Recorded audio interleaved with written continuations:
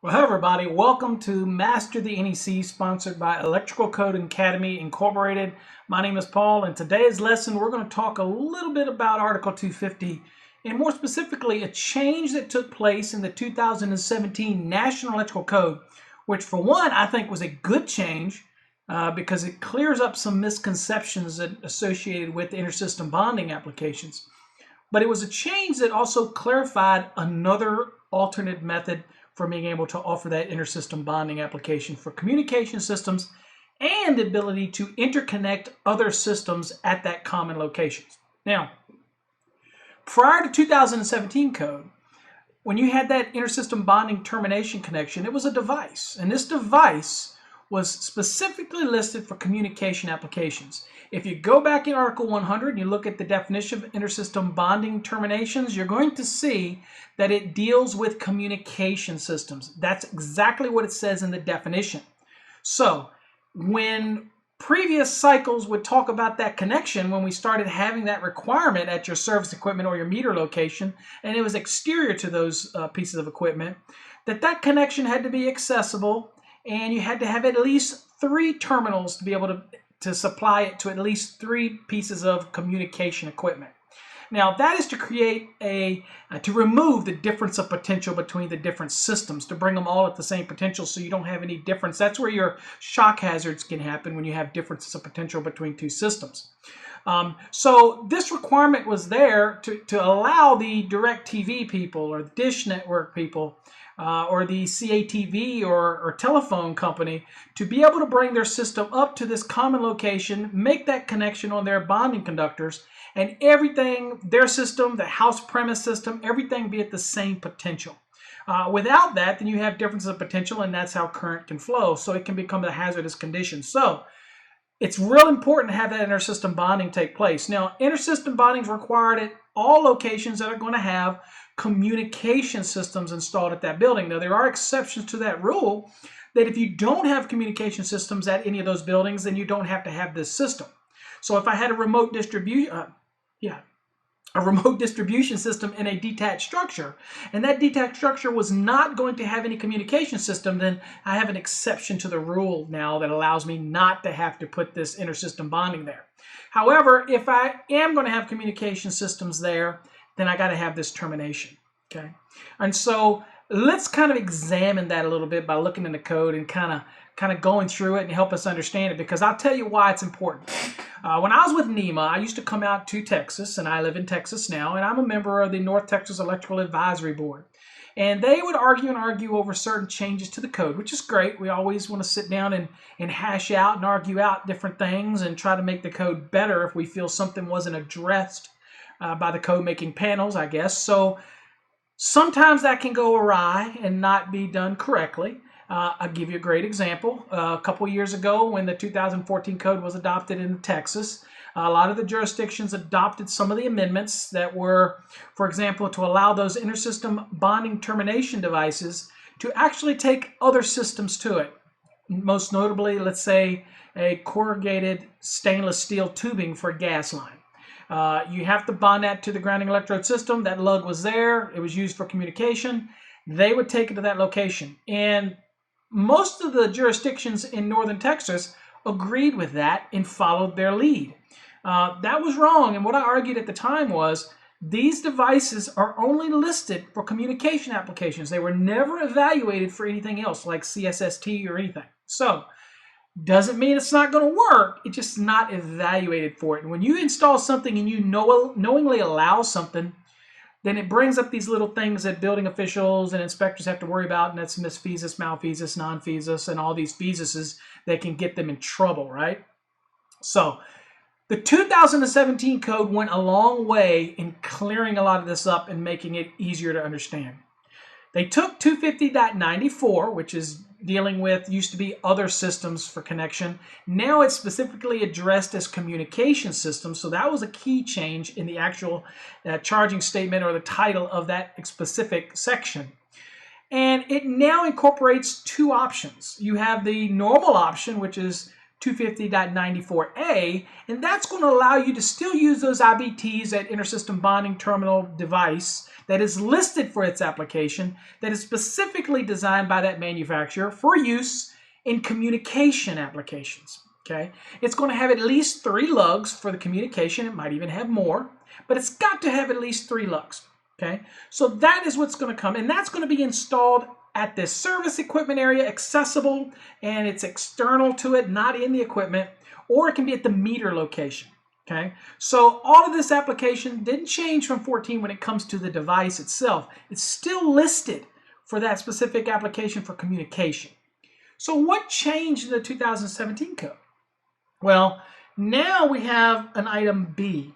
Now, item B says, look, we have other means to do this. So in 250.64d, we had applications where we had multiple grounding electrode conductors, and we could bring them into like a tap situation, and we had a bus bar as long as it was 1/4 inch by 2 inches and sufficient length to be able to accommodate how many terminals you're going to use. So it's got to be long enough to handle all the terminations that you want to use it for. Then the code allowed that application. It was one of the options. Well, that was also very common in data centers where they have bonding conductors that run around data centers, and they come to a common bus system that allows for those multiple terminations and tie everything together, creating that same potential application. So why not carry that allowance over here and give you an alternate method so that you can put one of these copper or aluminum buses that meet the dimensions of 1/4 inch by 2 inches and of sufficient length to handle at least 3 terminations for communication, just like you had in the A option for those specifically listed devices. But we'll let you do it, but we'll let you put more lugs on it for those other systems to share that bus, like a CSST application or other electrodes that might be necessary, maybe a connection for photovoltaic applications. All of those that get connected directly to the service equipment's grounding conductor or to the grounding electrode conductor in its design. So let's look at the code and see what actually changed for the 2017 code, and I think it makes it a little easier to understand. I think it clarifies to people that those listed devices for intersystem bonding are only for communication. You have other means, but those devices were only evaluated by their manufacturer for communication applications. Let's look at the code and see what it says. So let's look here. We see we're talking about 250.94, and you notice they change it from other to communication because that's, again, what we're talking about. If you go look at the definition of intersystem bonding terminations, you'll see that it is for communication systems. That's all the way back in 100, okay? All right, so A, this is the good old device that you're all used to, and we'll look at a picture of one of those in a minute. This is an IBT device that it's connected, connecting the intersystem bonding conductors from the other systems back to an external location that is where the service equipment would be, or where the meter enclosure would be, or at the point of any disconnection means for any additional building or structure, again, provided those additional buildings or structures actually had communication systems installed in them, or that they're going to have those in them. All right. So now, if I want to use this device, what really didn't change here, it's got to be accessible. We already know that because it says it has to be external to the equipment. So it's got to be accessible. Again, it can be at the service equipment location or the meter location, either one. It consists of no less than 3 terminals, for bonding conductors. Okay, so no less than that right here. Got to have at least that. It can interfere with the operation of the enclosure or the disconnection means or the meter equipment, so that's covered. And you're dealing with the service location. It's telling you how you can actually do it. You can actually mount it to the service equipment. You can actually mount it to the meter enclosure. They make specific ones that mount onto the meter. If it happens to have a non-flexible metal service raceway supplying that meter, then there you go. You can connect there. It can be mounted to one of the enclosures or connection and be connected to the enclosure, or it can actually be connected to the grounding electrode conductor with a minimum of a 6 AWG copper. Now, a lot of these devices actually connect directly on, the lugs connect directly onto the grounding electrode conductor. But let's say I have a larger than 6 grounding electroconductor, then I can actually come over to using a 6 gauge minimum copper and run it over and make a connection directly to this box that actually connects back to the grounding electroconductor itself. Okay. Let's see, because what I'm doing is I would run a 6 from this little box device over to the grounding electroconductor, whatever size it would be. Now, if it's ground rods, for example, then this device would connect right to the 6 gauge because that's all the code requires ground rods to be under 250.66a, right? Okay. Now, if I have a detached structure that has a disconnection mean requirement, which it's going to require that by the code, then it allows me to make that connection there to the metal enclosure, or also if that's a detached structure that's got a grounding electrode system, I can also connect via a 6 AWG copper to the grounding electroconductor as well as that location. And then of course, let me reduce the size here. And to remind you that all terminals shall be listed as grounding and bonding equipment. So that goes without saying, right? All right, so let's come back to me. All right, so that's our device we're familiar with. What does that device look like? And let's kind of look at a graphic that shows this little device and what we're talking about here. So let's go on and go to that graphic. All right, here's what we're looking at. So here's our intersystem bonding device, okay? And here's that, let's say this is the 6 gauge copper that's coming over from the grounding electroconductor, which that allowed us to do. And then of course, now you have bonding conductors that go from this device, depending on the number of terminals, out. So this one, for example, 1, 2, 3, 4, 5 would have to have at least 5 terminals under here because I've got 5 different systems I'm connecting to. Now, this is just replicating for simplicity's sake, showing you how it breaks off. But here you'd have a separate conductor going to each one of these. So each one of these have its own bonding conductor. Now, of course, it does also to remind you that you can have other electrodes in the system other than the service grounding electrode, and they would connect all the way back to the grounding electroconductor. They are not to go to this intersystem bonding terminal device, okay? This is listed only for communication applications, okay? Now, like I said, let's go back to me. Now, the code says I got an option A, which is that, and I can buy those, and they're listed. Or I got option B. Option B allows me to do the same scenario that we did, as I explained earlier, in 250.64D, whereas I had a 1/4 inch thick by 2 inch wide by whatever the sufficient length was to handle the terminations, and in this case, at least 3 terminals for communication. But I can have more than 3 if I'm going to bring things like CSST or maybe other electrodes to it. I can do that, okay? So let's look at that graphic and kind of first, I guess let's look at the code. We probably should look at the code first to make sure we're clear on that. All right, so here's the code. Other means. Now you'll notice this little N here in the highlighted. That means that this is totally new. They didn't highlight it because it wasn't a change from last cycle. This is all new information. It says, all right, look, connections to an aluminum or copper bus bar not less than a 1/4 inch thick and 2 inches wide. And it has to be, again, of sufficient length to accommodate at least 3 terminations for communication, because you've got to remember, we're still in the communication requirement. But if I use this method, I can bring larger other systems like a CSST bonding conductors over to this application, all right, to use this bar, okay? So here it is. So at least bring them over to now. The bus bar shall be securely fastened and shall be installed in an accessible location, okay? Doesn't necessarily say where this has to be, that it has to be like you get it in this application. Oops, right here, okay? Doesn't strictly give us this limiting spaces right here, okay? So that's one option. Obviously, you're going to install it where it's convenient for all of the other communication systems to be installed. But it allows me to install it here, securely fastened in place in accessible location. And then, of course, the connection shall be made by a listed connector, okay? And if it's aluminum bus bar, it should be used in accordance with 250.64a, okay? So we're limiting our terminations to 18 inches above the earth. All right, so we've got that application. Now, here's the exception that says, look, If I am not likely to have any communication systems in the buildings that I'm talking about, then I don't have to install A or B. In 1 and 2 families, commercial, with communication systems, telephone systems, you're always going to have this application. You can choose A or B, but if it is like a detached structure, a garage that's not going to have any communication, then you don't have to meet the requirement there because it's not likely to have any that's going to be used. Okay. All right, so let's go to the graphic at this point, and let's go to the next graphic. All right, so this was a picture, though, I wanted to show you. This is a picture of those boxes. This box right here, this device, here it is, Intersystem Bonding Termination, right here.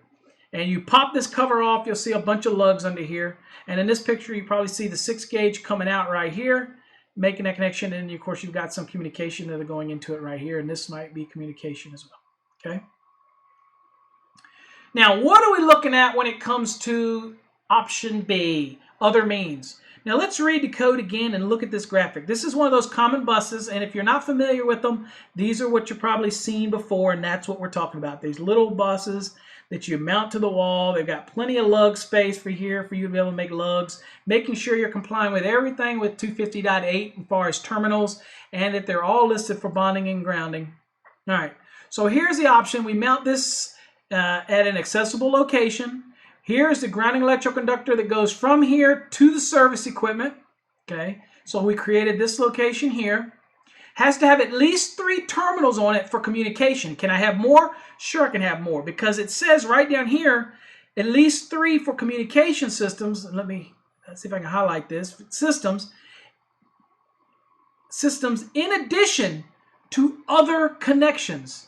Okay, so I can have other connections. And so in our case here, I've got 810 for communication systems. Let's say telephone wants to take their bond there, their bonding conductor there. 830 network powered broadband systems, they can make their connection there for their bonding conductor. 810, they can make their connection there. So I've got my 3 for my communication. I might have an other electrode somewhere, like a concrete case electrode that I connect here. Now, one caveat to this, you better be very careful when you do that, because this conductor has to be adequately sized.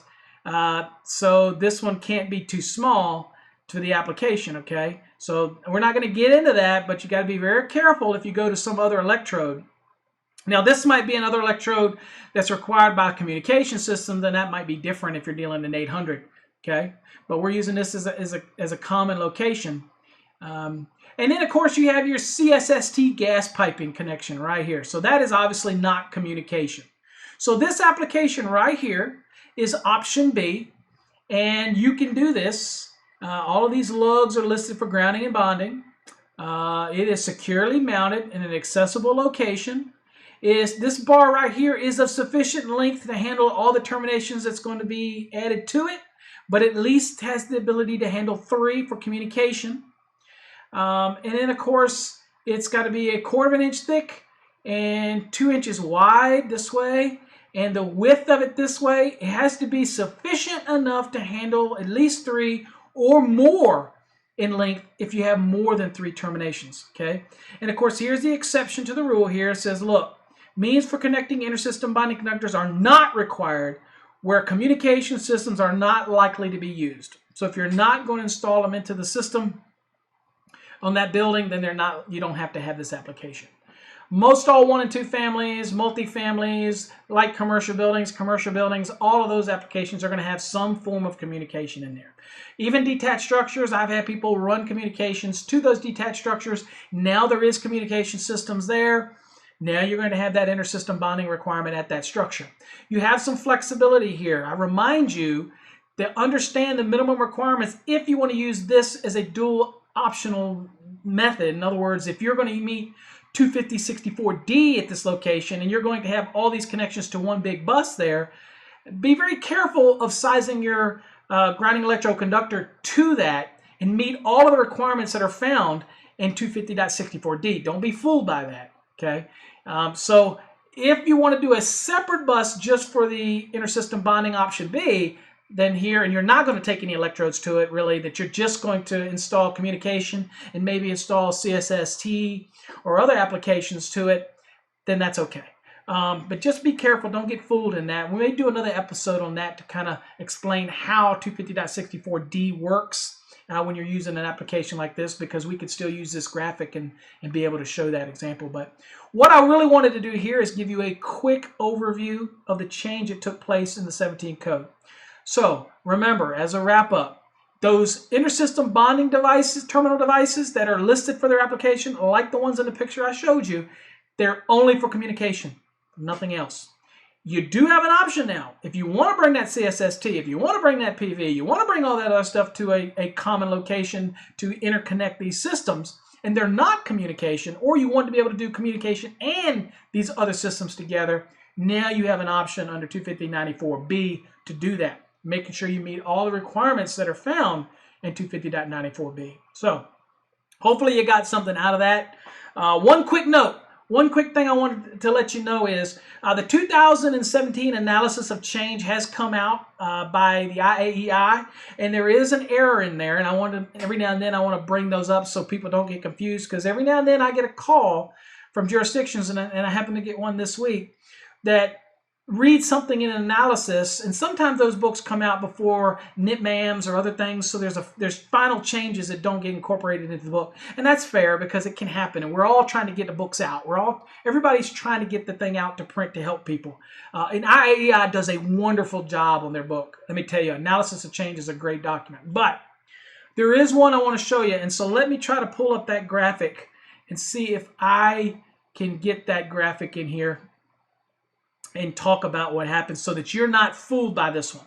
Okay, so if you happen to have the analysis of change, this is what we're going to look at. So here it is. Here's the presentation. Now, this was a proposal that made it through the second draft. I guess it's a public comment that made it for 225.30F, which allowed multiple feeders to a 1 and 2 family dwelling. As you know, the general rule is that you're only going to have one feeder on the load side of service equipment to a building or structure, okay?